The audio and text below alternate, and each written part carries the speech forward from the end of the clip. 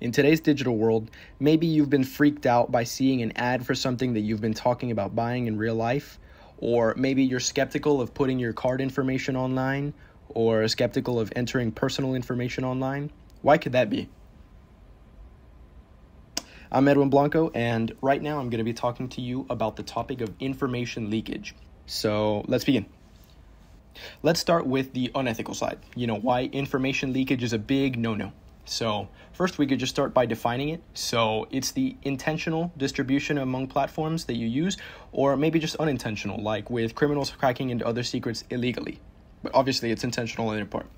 So the obvious con against selling of info is the first thing you think of, it's an invasion of your privacy. Your information just gets tossed around the world like some sort of volleyball. It gets spread around everywhere instantly.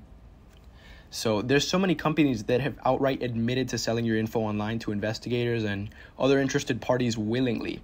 Like, for example, Facebook. We covered that in class. They take your pictures, your captions, whatever location you're at, and they're allowed to do whatever. They can make some bot account, whatnot, all that.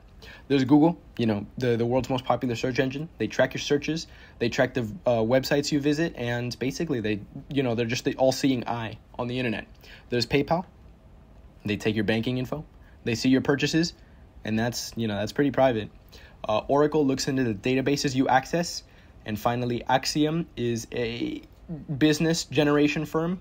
They look into companies' information, all those corporate secrets, and they get to see clientele bases. They kind of just, they stalk everybody potentially like a client base sort of thing. So with those big five, let's just call them the evil five, we can see just how nasty the selling of info can be. So because it's such a prevalent issue, on the receiving end, there's actually just a word for all these data investigators, all these interested parties. They're called data brokers. At least that's the nice word for it. So what they do is they just collect information from all these sources. They pay for that information, and what they do is they build a detailed picture of who you are. They take all the puzzle pieces and they make a picture of you. They just pass it on to someone else. They're the middlemen. So what they do with this is they make so much money. It's just a huge cycle of money. It's an economy in and of itself.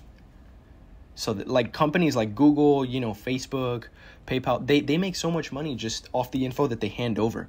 It's pretty nasty. And so yeah, like that, those records are actually shown to the public.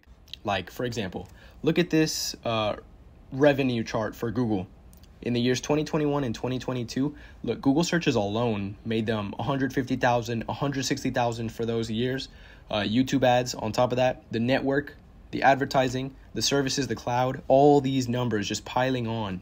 That is so much money just being poured into the fact that they're just taking your info and sending it to someone else. Unfortunately, with all that, selling data it's barely held down by the law, as most of those very few laws implemented are extremely situational. They are both dependent on what exactly is being done, the crime, the severity of the crime in a sense, and where exactly they were committed. So within this country, in the United States, there's only 2 current states implementing laws on anything related to that. There's California and Vermont. They take action, in a sense, by forcing data brokers to pay annually. Just a simple annual license, like a slap on the wrist. So that essentially just keeps these data brokers slightly legitimate.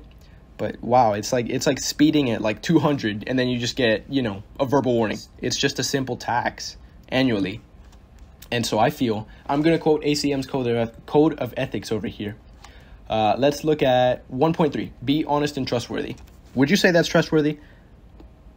Okay, self-explanatory. That does not look trustworthy to me. Let's look at another one.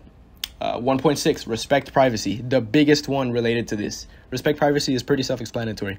That is something that, it's like, why would someone want that? Why would someone want that info to be spread around?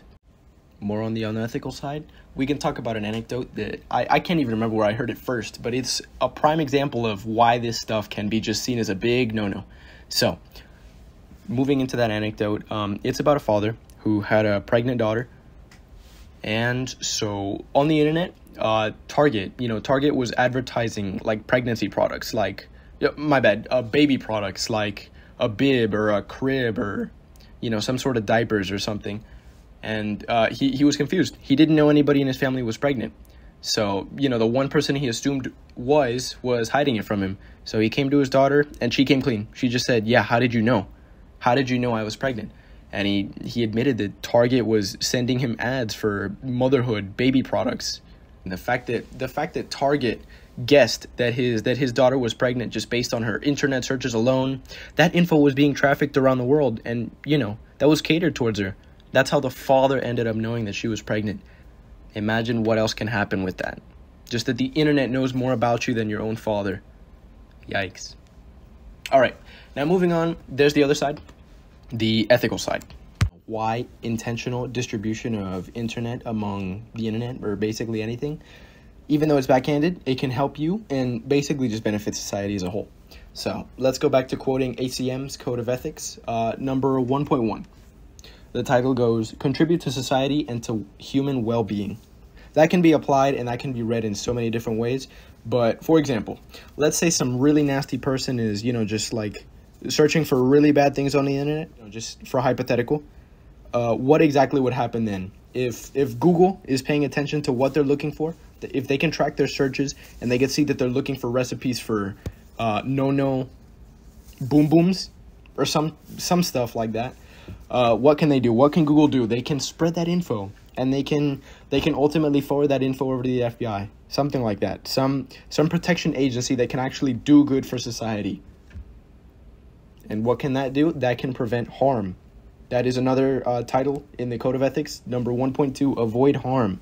Those two go hand in hand, because in the case of a bad guy, who's gonna predict anything that they're gonna do? It's probably gonna be the search engine that they're looking for stuff on, and all the databases and whatnot. That can work in that sense. All right, so now that we've seen both sides, both ethical and unethical, we can kind of just weigh the scales. So, unethical, a big no-no on information leakage is the fact that, you have no privacy, and that is pretty bad. Obviously, the integrity diminishes so much, and there's also the risk of just having your information stolen entirely, like identity theft, or maybe just, having your credit card stolen and you see some random charge at Red Lobster or Gucci, something that you did not authorize.